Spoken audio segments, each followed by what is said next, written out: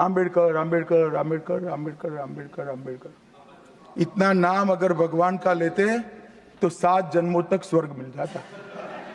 अंबेडकर इस देश के लिए क्या है बताने की जरूरत नहीं है। भारतीय परिवेश में अंबेडकर ने अनटचेबल को टचेबल बनाया। संविधान में ऐसी व्यवस्था की है कि धर्म, जाति, रूप, रंग के आधार पर किसी से भेद या मतभेद ना किया जाए। आजादी से पहले समाज में जो बेड़िया या यूं कहे कुरीतियां, जो ट्रेडिशन थी, उन्हें राजा राम मोहन राय के बाद अगर किसी ने खत्म करने की ओर ठोस कदम उठाए तो वे बाबा साहब अंबेडकर ही थे। लेकिन राजनीति कब कहां किसे घसीट लाए कहा नहीं जा सकता। ताजा मामला संसद में संविधान पर बहस के दौरान का है, जहां बोलते बोलते अमित शाह बोल गए कि आजकल तो अंबेडकर का नाम लेना एक फैशन बन गया है। अपने भाषण में अमित शाह देश के पहले प्रधानमंत्री जवाहरलाल नेहरू की पहली कैबिनेट से अंबेडकर के इस्तीफा का जिक्र कर रहे थे। क्या बोले अमित शाह, आइए एक नजर डाल लेते हैं। अंबेडकर जी को देश की पहली कैबिनेट से इस्तीफा क्यों दे दिया? अंबेडकर जी ने कई बार कहा कि अनुसूचित जातियों और जनजातियों से हुए व्यवहार से मैं असंतुष्ट हूं। सरकार की विदेश नीति से मैं असहमत हूं और आर्टिकल 370 से मैं असहमत हूं। इसलिए वो छोड़ना चाहते थे। उनको आश्वासन दिया गया, आश्वासन पूरा नहीं हुआ। उन्होंने इग्नोरेंस के चलते इस्तीफा दे दिया। अब अमित शाह का मुंह खुलना था कि विपक्ष को बैठे बिठाए मौका मिल गया। विरोधियों ने ये मौका झट से लपक भी लिया।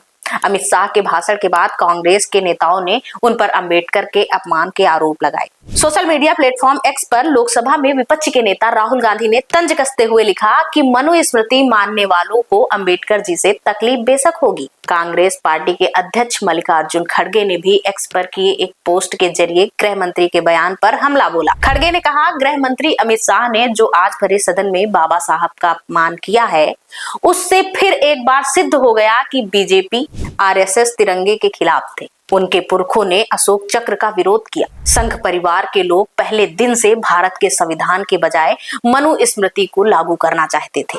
खड़गे ने अपने पोस्ट में चिताया भी, मोदी सरकार के मंत्रीगण ये कान खोलकर समझ लें कि मेरे जैसे करोड़ों लोगों के लिए बाबा साहेब डॉक्टर अंबेडकर जी भगवान से कम नहीं है। वे दलितों, आदिवासियों, पिछड़े वर्ग, अल्पसंख्यक और गरीबों के मसीहा हैं और हमेशा रहेंगे।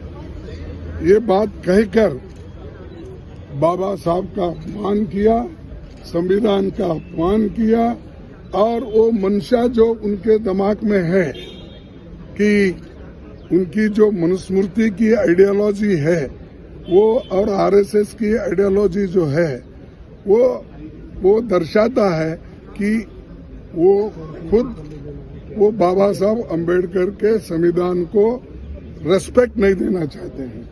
बात निकली है तो दूर तलक जाएगी। बीजेपी ने हमलावर कांग्रेस के आरोपों को सिरे से खारिज किया है और आरोप लगाया है कि कांग्रेस अमित शाह के भाषण का वीडियो काट छाट कर सोशल मीडिया पर पोस्ट कर रही है। बात अंबेडकर की निकली है तो बगैर मनुस्मृति के जिक्र के खत्म नहीं होती। अंबेडकर जातिवाद और पित्त सत्तात्मक मानदंडों के खिलाफ थे। बकौल अंबेडकर, मनुस्मृति ऐसा हिंदू ग्रंथ है जो जाति उत्पीड़न को संस्थागत बनाता है। निचली जातियों, विशेषकर दलितों और महिलाओं के शोषण और भेदभाव को उचित ठहराता है। वह मानते थे कि ऐसे ग्रंथ के खत्म होने पर ही एक समतावादी समाज का निर्माण हो सकता है, जहां हर कोई समानता और सम्मान के साथ रहेगा। बहरहाल संसद में मुद्दों पर डिस्कशन से ज्यादा हंगामे की जो परंपरा चल निकली है, अंबेडकर भी उसी की अगली कड़ी है। अंबेडकर के बहाने संसद का एक और सत्र हंगामे की भेंट चढ़ने जा रहा है।